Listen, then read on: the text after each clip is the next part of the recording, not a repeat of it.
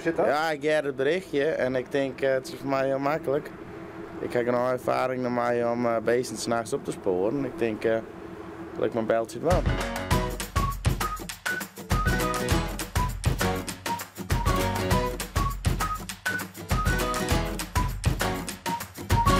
In uw beste tuin volgen we de mensen en bisten van Aquazoo in Ljouwert.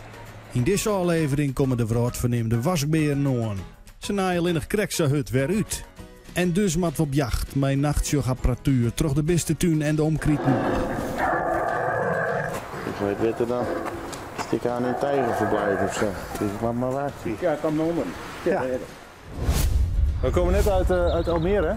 Ja. En daar hebben we samen met 2 vrijwilligers van Stichting AAP hebben we daar 12 wasbeertjes opgehaald. Ja, dus weer terug in Aquazoo. We hebben ze altijd gehad. Die samenwerking met Stichting AAP die gaat ook al heel ver terug. Ik denk al 15, 20 jaar geleden zijn we daarmee begonnen. Ook met het houden van wasberen, van opgevangen wasberen. Dat verblijf vonden we eigenlijk voor nieuwe wilde wasberen niet meer geschikt. En dus hebben we nadat de laatste die overleed vorig jaar besloten om ze eventjes uit onze collectie te houden totdat het nieuwe verblijf klaar is. We zijn gevangen in Limburg en dan worden wij gebeld en dan gaan we ze ophalen. Dus 2,5 uur heen, 2,5 uur terug. En dan gaan ze in quarantaine. En dan wordt een groep gemaakt en dan kijken ze waar ze naartoe kunnen, de groep. Oké. Dus, maar wij doen alleen het heen en weer rijden. Dus een deel kennen we, want die hebben we al opgehaald. En waar is een beetje lief onderweg? Of? Ja, ze zitten achterin en braaf. Net zoals nu. Ja, die wasberen die worden, net als heel veel andere dieren, maar helaas nog steeds als huisdier gehouden.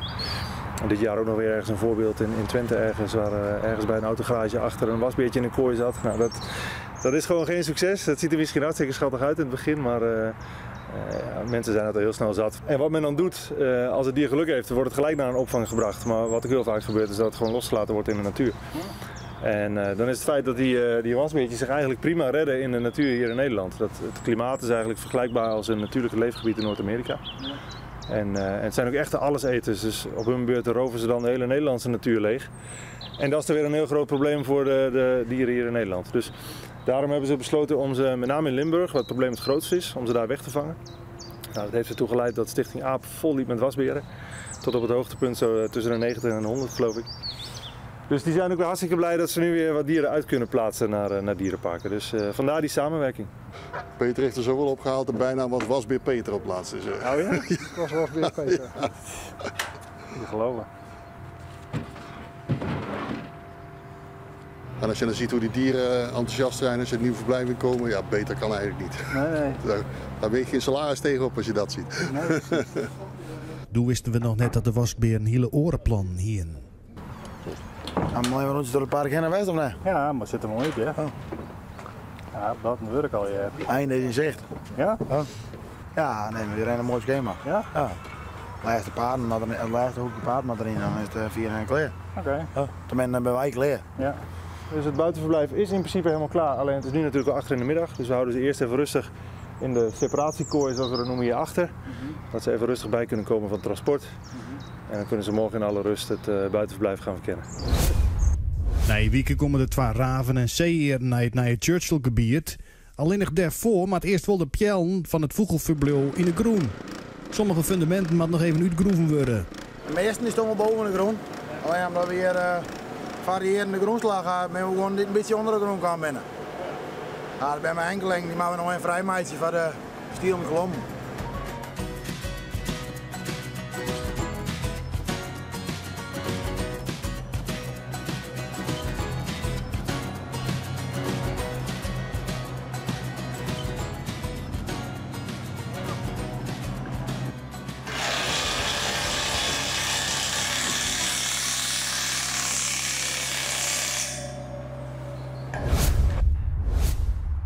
Toen de wasbeer naar haar nieuwe verblijf. Ze binnen alleen nog vannacht haast al jaar uitnaaid. De verzwargers worden op hicht gebracht en daar mag ik voorlopig even net bijwerzen. Maar er stiert ook nog een stiekelbarig voor de door. Die had een lange reis hoor en wat zo gauw als mogelijk zien kist uit.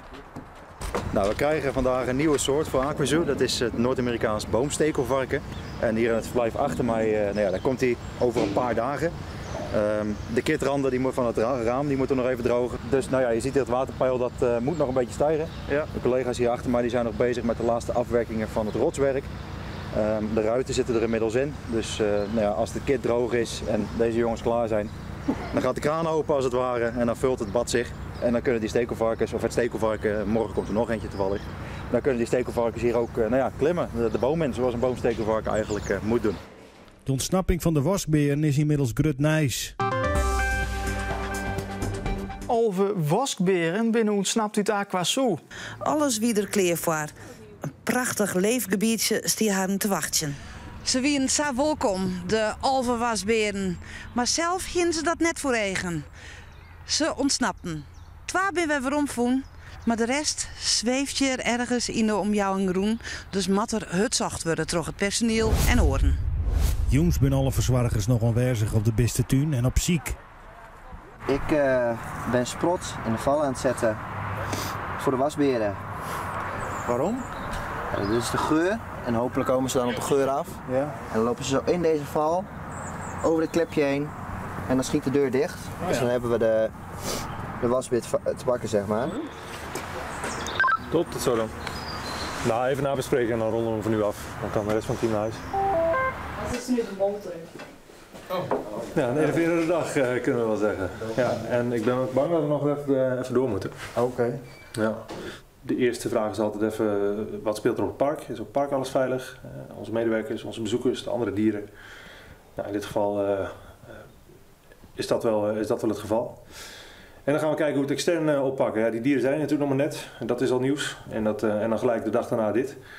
Dus dan heb je wel wat uit te leggen, dus dat doen we ook. En ook de bevoegde instanties, die moeten worden ingelicht natuurlijk. Die kunnen beter van ons horen dan andersom. Dus daar zijn we heel proactief mee bezig. En dat zijn geen leuke gesprekken, maar dat moet wel even. Dus daar ging de ochtend vooral aan op. Nou goed, we hebben natuurlijk gezien dat we 2 dieren terug hebben kunnen pakken. Dus die zitten gelukkig weer in het verblijf. Ondertussen heeft de technische dienst heel veel werk verricht in het wasberenverblijf om te voorkomen dat dit nog een keer gebeurt. Dus nog extra gaas in de bodem geplaatst. Ewald en Almar haar speciale apparatuur mee om bisten in de nacht te zien.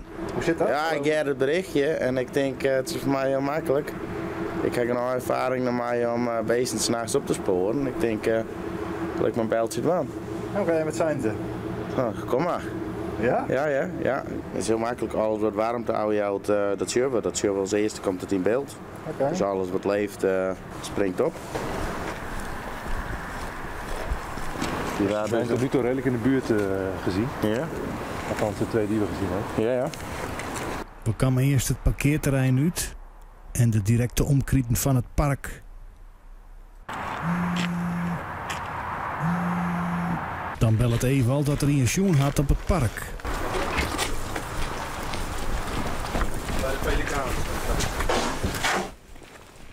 We rennen naar de ronde van het park daar. Hier is er wel een in een kijkerhoorn. Heel even, ja. Op hoeken. Ja, ik denk, ik weet ik niet waar ik al hierheen en nog met die hek neer.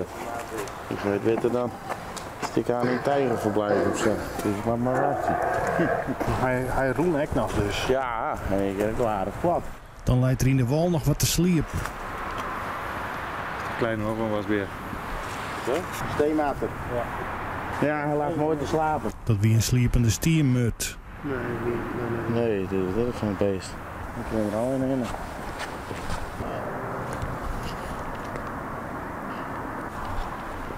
kat. Dat wie een kat. We bezieken het nog een keer in de beste tuin zelf. Als je ook nog voor me ziet, zie je er achterin de 2 vogels zitten, 2 eenden. Zie je voor je zwemt een zeehond. Oh ja. Zie je? Oh, blikje. Verrek. Dus eigenlijk komt je niks. Nee. Dan zit er nog wat in de BM. Ja, stel uit. Waar zit hij dan? Ja, dat is vrij snel omhoog. Ja. Oh ja. Ja, dat komt ja. Oh ja. Mooi hè? Ja, kom maar om. Ja. Helaas geen wasbeer. De Dorian. Die gaat niet op.